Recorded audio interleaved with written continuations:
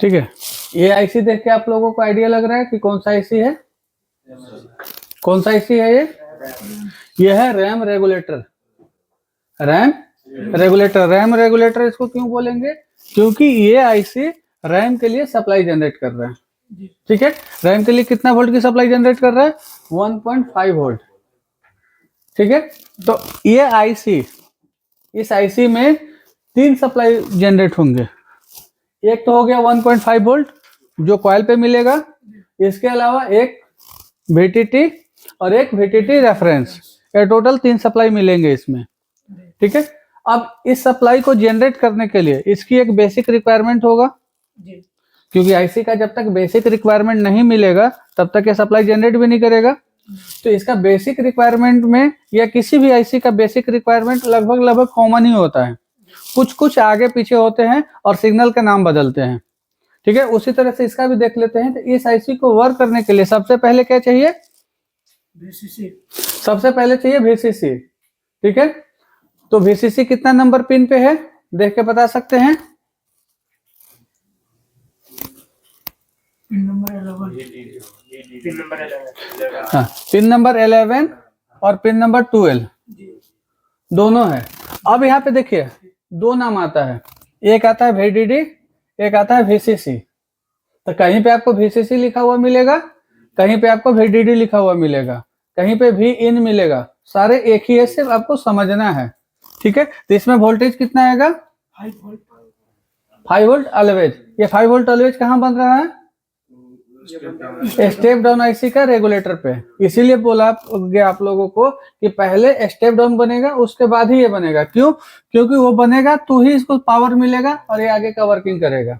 जब तक वो रेगुलेटर नहीं बनेगा ये भी नहीं बनेगा। तो हम लोगों को जब टेस्टिंग करनी होती है तो इसी अकॉर्डिंग करेंगे। ये नहीं कि अगर ये भी नहीं बन रहा है और आपको 3-5 भी नहीं बन रहे हैं तो इसको पहले नहीं ठीक कर सकते। पहले हम लोगों को क्या ठीक करना होगा? स्टेप डाउन का 3 और 5। ठीक है, 3 और 5 बनेंगे तो ही आगे का प्रोसेस होगा। तो ये जो है 5 वोल्ट ऑलवेज की सप्लाई आ रहा है वहां से स्टेप डाउन से। यहाँ पे वोल्टेज भी मिलेंगे आपको 5। ठीक है, इसके अलावा सेकंड नंबर में क्या होगा? यहाँ पे 2 पिन है। पहला तो ये हो गया मेन VDD, यहाँ पे डायरेक्ट आ गया, और यहाँ पे आएगा एक रजिस्टर लगा के। मतलब दोनों जगह पे मिलेंगे वोल्टेज उतना ही, लेकिन एक डायरेक्ट आ गया यहाँ पे और ये आ गया यहाँ पे रजिस्टर लगा के। ठीक है, उसके अलावा और क्या चाहिए इसको? उसके अलावा ये चाहिए CS। यहीं से एक रजिस्टर लगा के CS ले लिया है। चौथा क्या होगा? इनेबल। अब यहाँ पे देखिए 2 इनेबल है, एक का नाम है S3 और एक का नाम है S5। अब ये दोनों में से पहले कौन आएगा?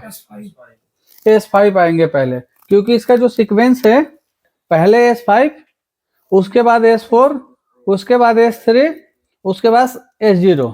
जैसे इसको बोलते हैं हम लोग स्टेट, पावर स्टेट। तो S5 पहले आएगा। S5 आएगा क्या नाम से?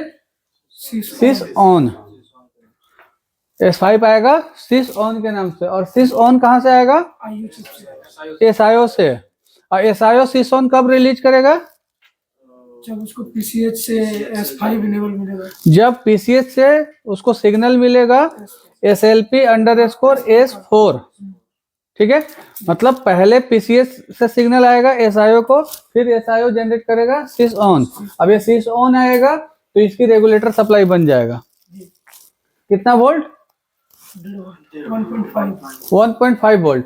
और यही वाला सप्लाई फिर दोबारा से वोल्ट इन हो जाएगा। यहाँ पे ये सप्लाई आएगा, ये रिलीज हो जाएगा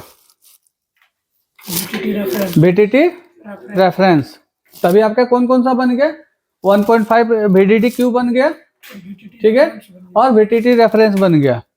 इसके आगे का वर्क होने के लिए अब एक और सप्लाई बची है हमारा VTT। अब VTT को बनने के लिए हमारा दूसरा इनेबल सिग्नल चाहिए जो कि S3 है। S3 किसके लिए है?